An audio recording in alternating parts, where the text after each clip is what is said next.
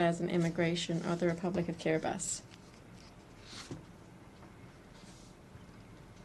The Assembly will now hear an address by His Excellency Mr. Bassírou Diomaye Diakhar Faye, President of the Republic of Senegal. I request protocol to escort His Excellency and invite him to address the Assembly.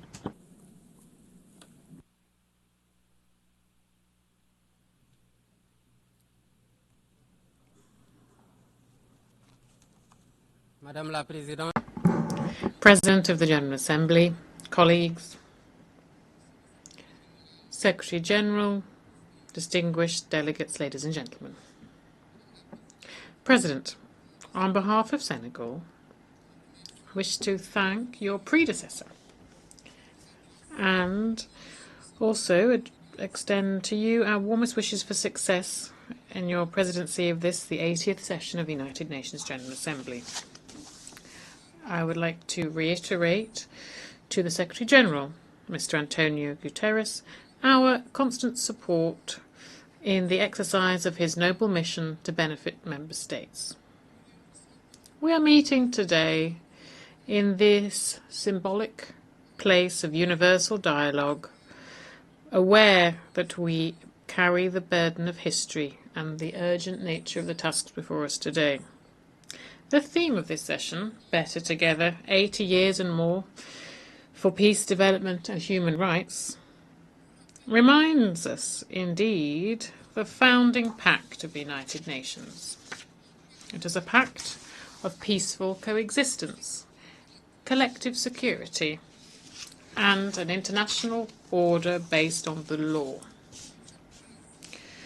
On this foundation, the United Nations has made undeniable progress in cooperation and solidarity to prevent conflict, promote international peace and security, and to settle disputes. Equally, significant progress has also been made in the codification of universal norms for the protection of human rights and to create a safer and more peaceful international order. But 80 years following the creation of the United Nations, the world is teetering again, as if we had been caught in the same currents that dragged humanity into two major disasters in the space of one generation. We are living in turbulent times. There are new challenges and multiple uncertainties. The spread of terrorism, old and new conflicts, climate change, far-reaching economic crises, and falling international solidarity, and a higher risk of the collapse of multilateralism. Not forgetting either the resumption of the arms race, including in cyberspace. The most concerning, of course, is the appalling dehumanization, a world that feels selectively according to geopolitical interests and stakes.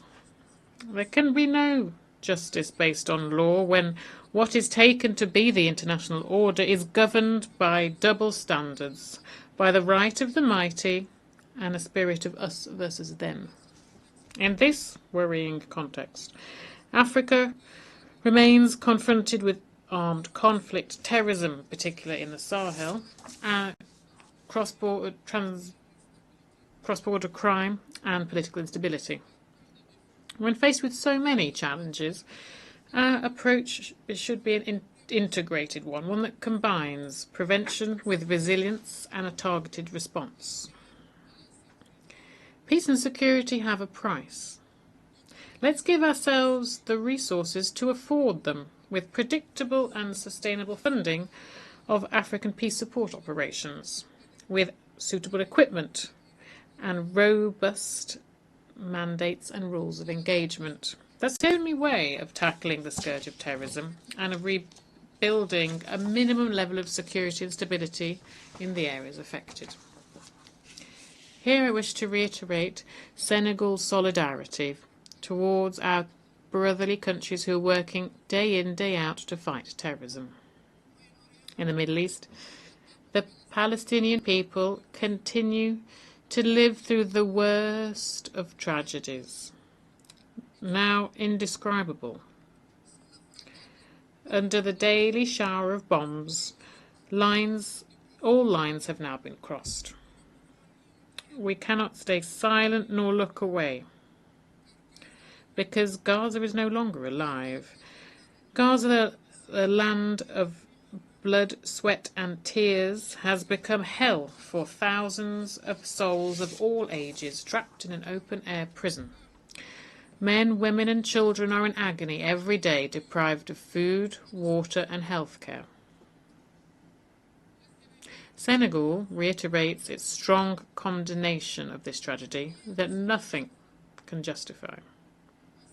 In its capacity as chair of the Committee for the Inalienable Rights of the Palestinian People, Senegal believes that only the creation of an independent and viable Palestinian state will bring lasting peace for all parties, each of them within safe and internationally recognized borders.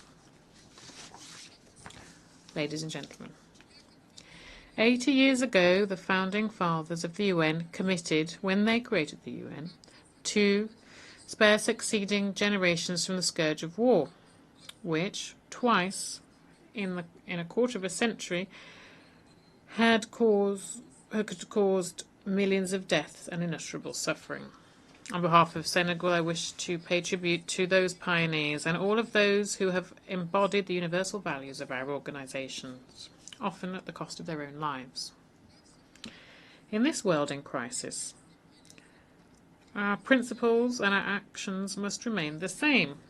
Peace over conflict, justice over indifference, and partnership over struggles for power. But this is only possible if we have a strong and revitalised multilateralism to make a single framework for action in favour of peace, stability, dialogue, cooperation and the peaceful settlement of disputes.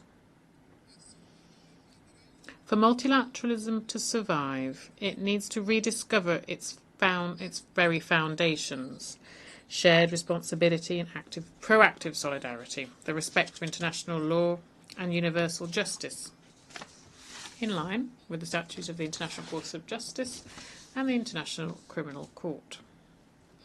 In addition, we also cannot ignore the need for reform of the global political, economic and financial governance systems.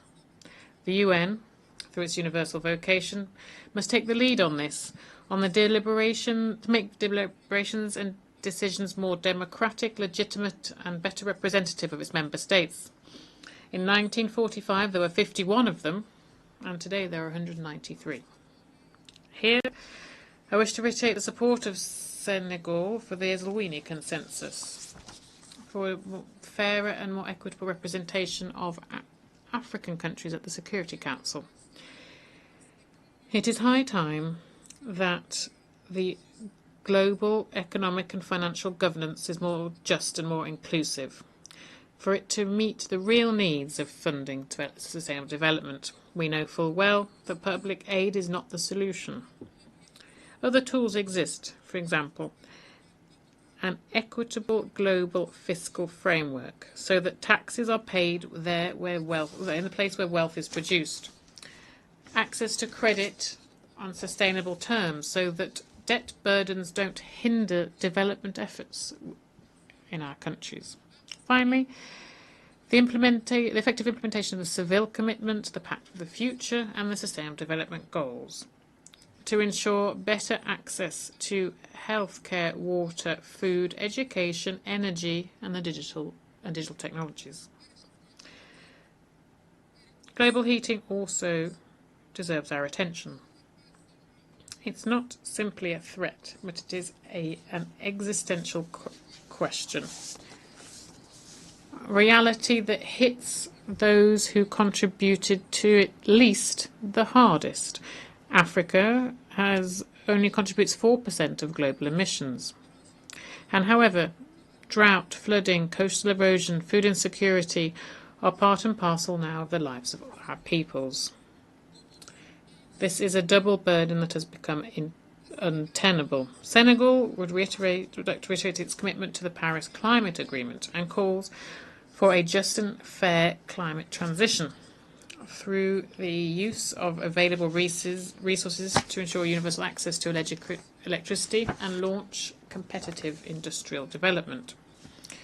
The fight against climate change will, of course, need significant funding for adaptation, improved access to climate funds, and also the guarantees for technology transfer. Senegal welcomes the creation of a loss and damage fund and calls for greater solidarity on an international level to replenish the fund so that operations in the field can be financed. Excellencies, ladies and gentlemen, faced with the emergency and urgent challenges and numerous challenges before us, we are not helpless. The world does have the necessary means to feed the hungry, to raise our children, to heal the sick, and to silence the guns. The real obstacle isn't a financial or a technical or a material one. It's a question of political will. The will to make multilateralism a tool for collective solidarity, for cooperation over confrontation, the will to build a future where human dignity is at the heart of every decision we take. So, at this, the 80th anniversary of the United Nations, let's not just state that the world order is tired, but let's springboard for new hope.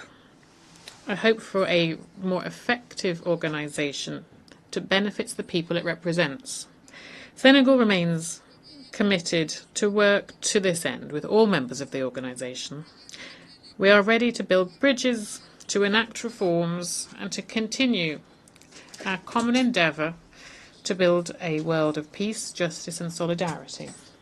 I wish every success for the work of the 80th session of the UN General Assembly, and I thank you for your kind attention. Au nom de l'Assemblée générale. On behalf of the General Assembly, I wish to thank the President of the Republic of Senegal. The